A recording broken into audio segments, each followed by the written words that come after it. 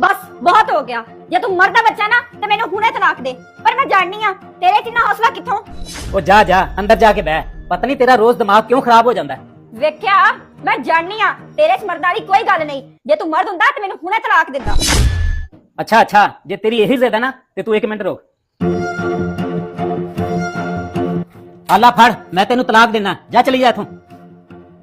शुक्र आ मेरी जान छुटी।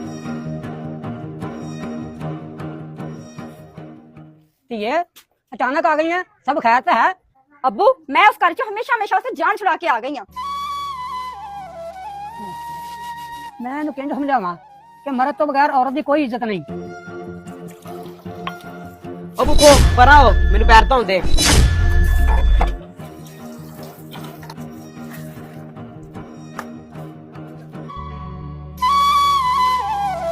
ओ भैने हर टाइम